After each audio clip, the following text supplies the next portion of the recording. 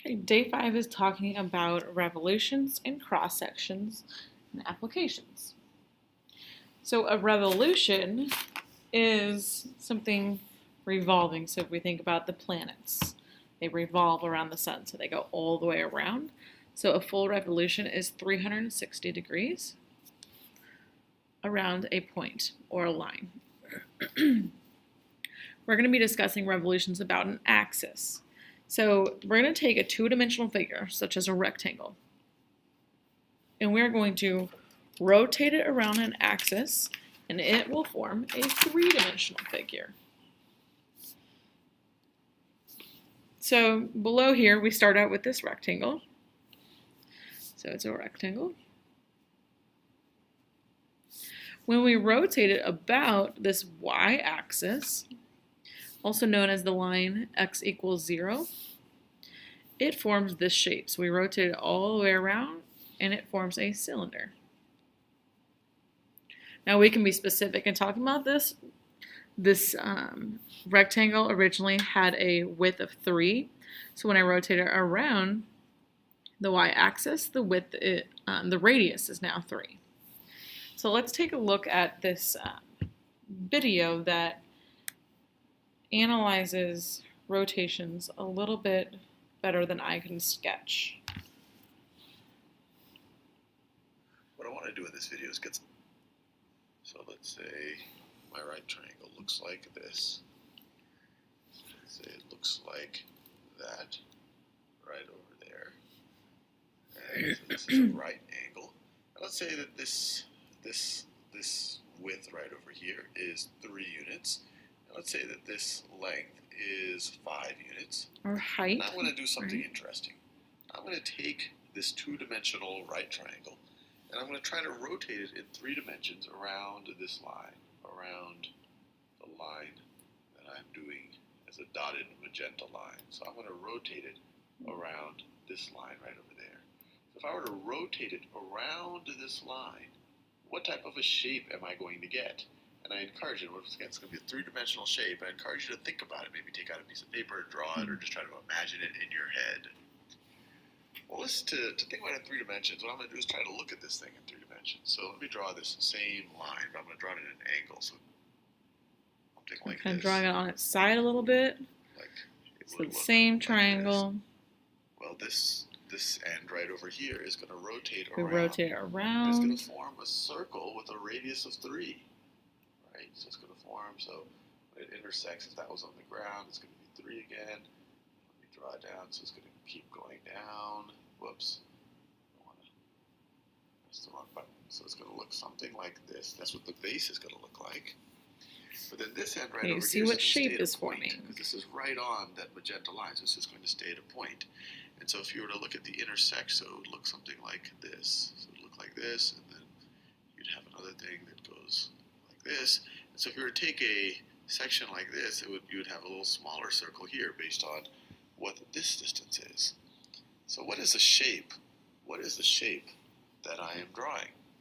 Well, what you see, what it is, it's a cone. It's a cone, and if I shade it in, you might see the cone a little bit better. So let me shade it in so you see. So we could talk about this cone having a radius of 3 and a height of 5. These links to these videos are in your notes packet that you could go ahead and type in. So just right down here. So we have to be able to do a revolution with the shape and analyze. So now I could find the area of this shape, then I could find the volume of this one, or surface area of this one.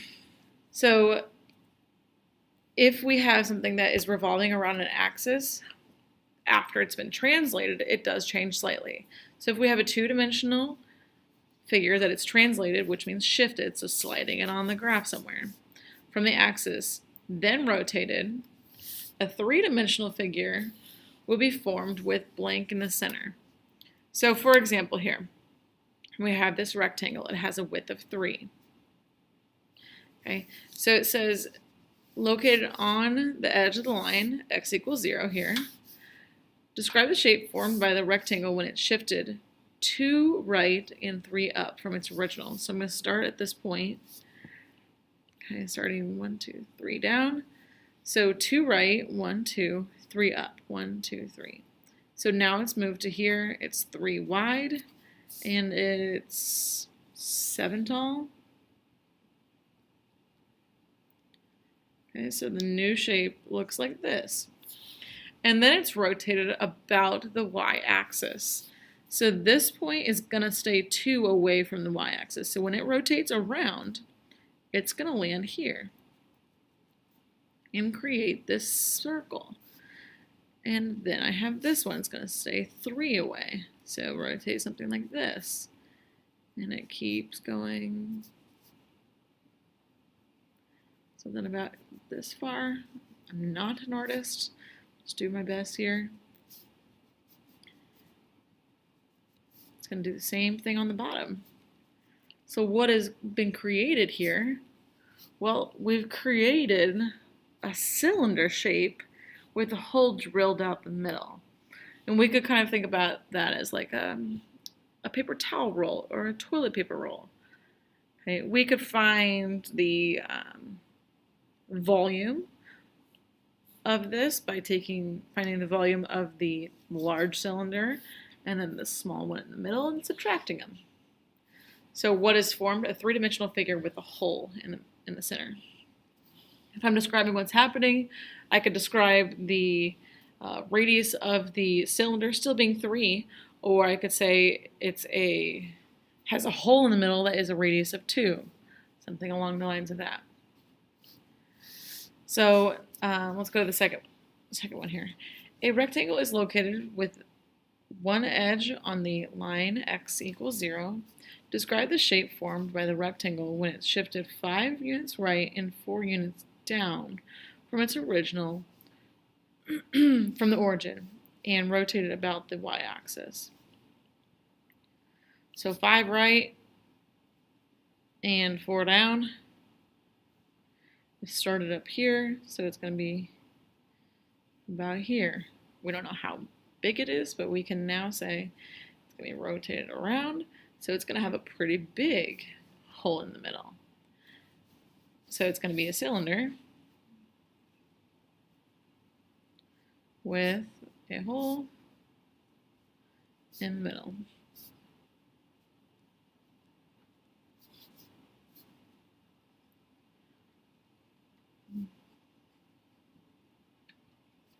It does not have to be perfect. So you take a stab at number 2. A rectangle is located with the edge on the line x equals 0. Describe the shape formed by the rectangle when it's shifted 4 units right and 2 units up from the origin and rotated about the y-axis. Number 3. Sketch and label the scenario. A triangle with 2 of its 3 sides lined up on the x and y axes. So it's a right triangle then lined up here. The height is 3, so 1, 2, 3. The base is 4, 1, 2, 3, 4. So it looks like this. What happens when it's rotated about the y-axis? So this is our y-axis. This is our x. So it's rotated about the y, so I know it's going to still stay just as wide. So about that wide. And when it rotates, it's going to create this cone shape. All right, so what can I describe what it is? It's a cone. Radius is 4, height is 3. Let's do number 4. Sketch and label a scenario. A triangle with 2 of its 3 sides lined up on the x and y axes with a height of 3. So same triangle, height of 3, base of 4. Whoopsies. There we go. Right triangle. It's rotated about the x-axis this time, so it's going to go this way. So here's my cone.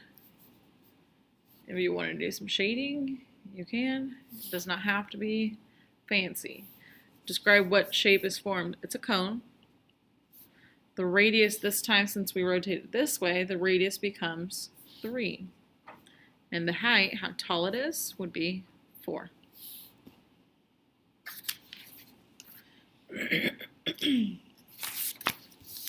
Number 5. What is the volume of the shape formed by a square with an area of 36 inches rotated about the y-axis? One side of the square lies on the line x equals 0. So it's flush against the y-axis. So in order to find the volume, we have to find the dimensions of the square. So if the area is 36, and area for a square is side squared, I'll just plug this in. 36 equals side squared, square root, so one of the sides is 6. Actually, each of the sides is 6. So if I wanted to find the volume of this shape once it's rotated and it's creating a cylinder, the cylinder will have a radius of 6 because it's rotated around. Okay, volume is base area times height. Base area is a circle, so pi r squared times height. So pi 6 squared times the height of 6. Describe what shape is formed. Cylinder. Radius of 6. So this is volume. Plug that into your calculator. I got 678.6 inches cubed. Okay, and the next one, pause the video and try this one on your own.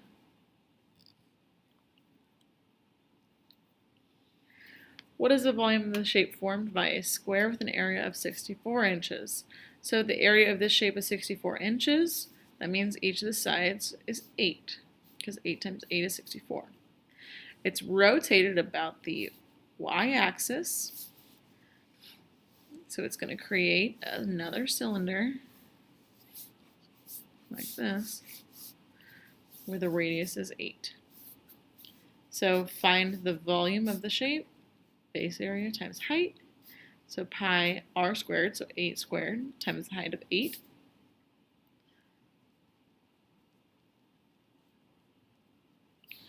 So pi 8 squared times 8, the volume is 1,608.5 inches cubed. Okay, the next section talks about taking cross sections. So we can think of cross sections as like the thinnest slice possible. So we're going to be taking a 3-dimensional figure and cutting out a plane, and it's going to create a 2-dimensional figure. We just need to determine which shape. So take a look at this rectangular pyramid.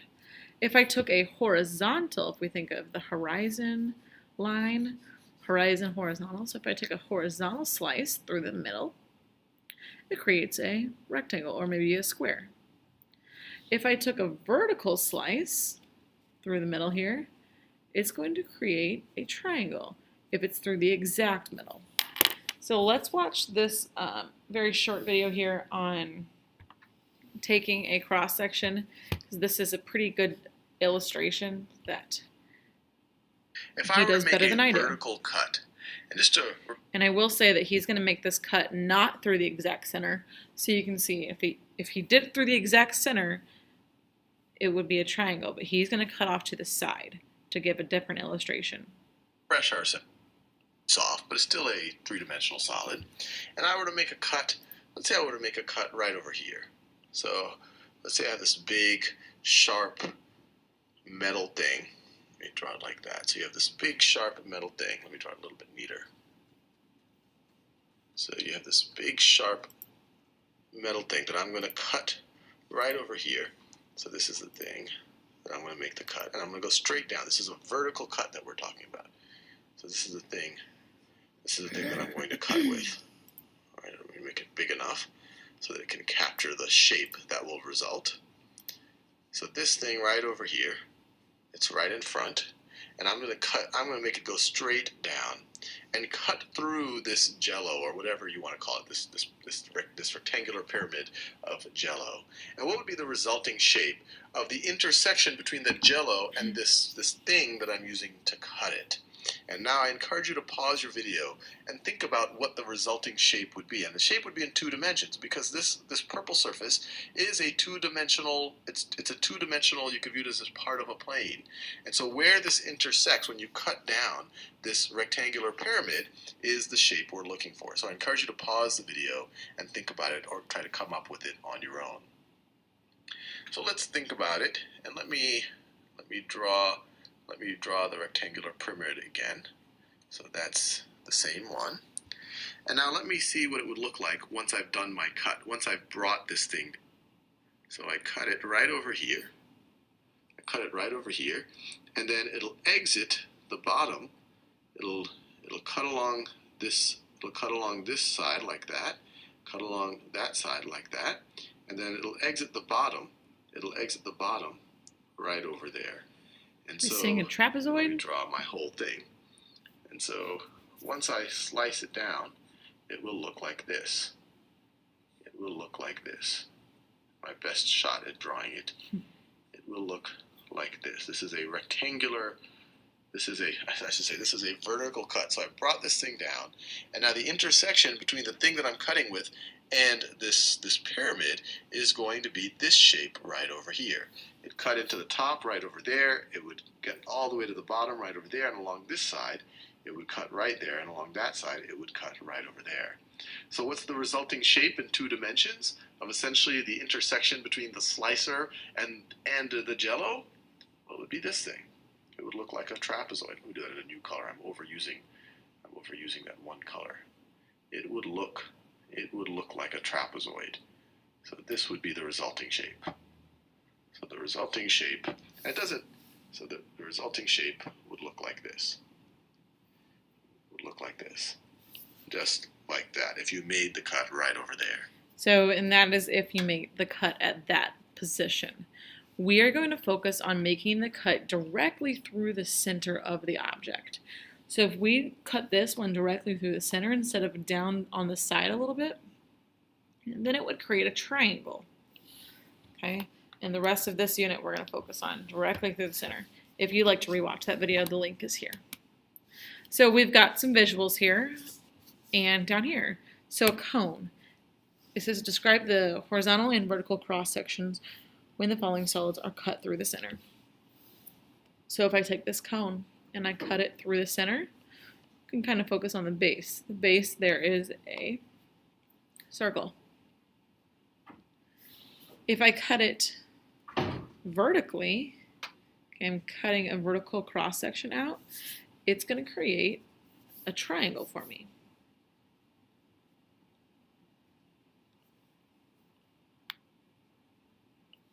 Okay, this next one, a cylinder. If you think of if you went to a deli and sliced the like brick of salami, and you sliced it horizontally like most of us do, you would get a circular shape.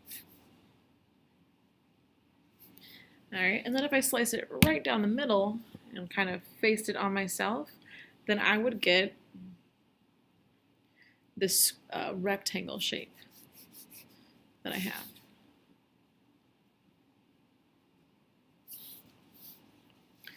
A sphere, whether I cut it horizontally or vertically, I will create a circle, okay, either way.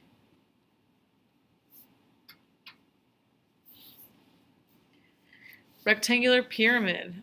I want you to try these 3 on your own and then continue watching with me. So a rectangular pyramid horizontally, if I cut it this way, I'm creating this rectangle. If I were to cut this vertically, then I would be creating this triangle on the inside. So a triangle. Rectangular prism, cutting it horizontally would create another rectangle on the inside.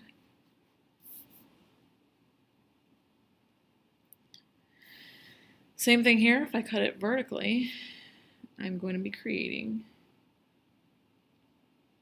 a slice out of the rectangle. It kind of looks like a square. I won't assume that it's a square though, so I'll just go ahead and say rectangle to be less specific.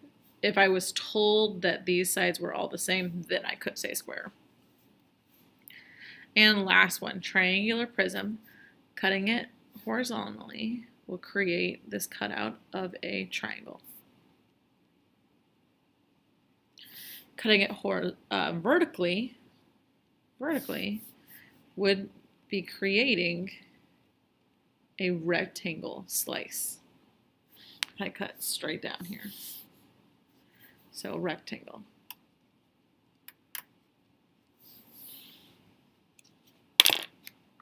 Flip to the very back page. You will receive these formulas on your test. It's a great idea to memorize these formulas. So I have some practice sheets here for you.